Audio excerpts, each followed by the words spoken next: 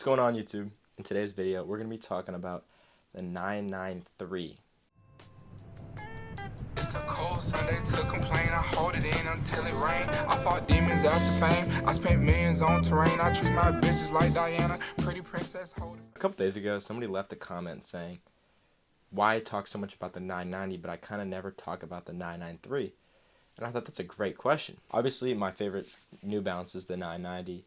From versions 1 through 6, I love the 990. I've been talking a lot about the 991 V2 a lot recently, and the 993 has kind of been left out of the picture.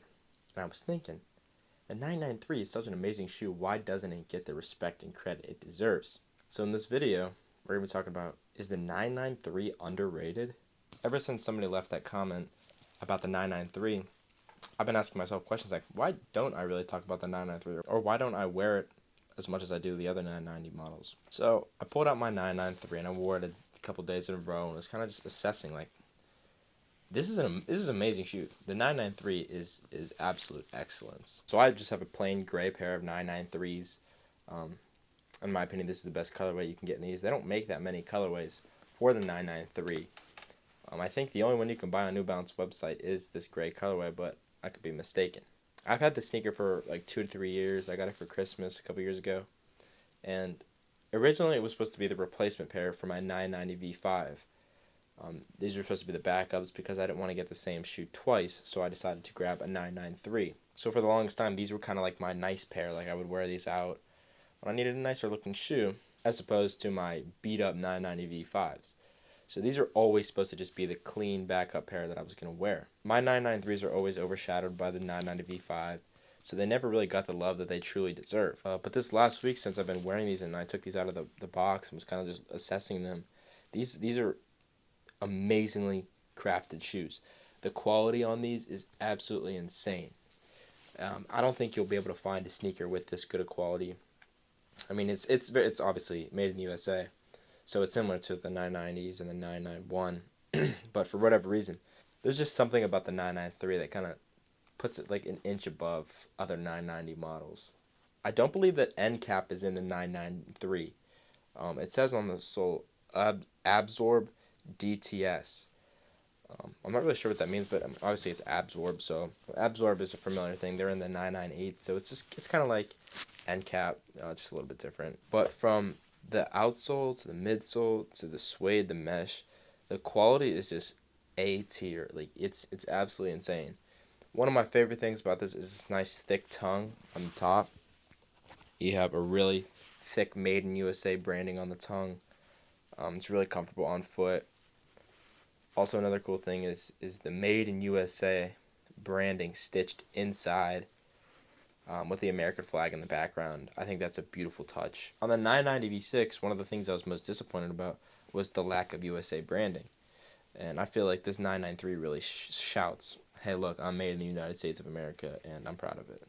Another thing I love about the 993 is the small N. I love this on the 991 V2. It's not that I don't love the big N like on a 990, but I think the 993 and the 991 with the smaller N just looks a little bit better. Another pretty noticeable difference on, say, the 993 compared to the 990s is they get these nice thick laces.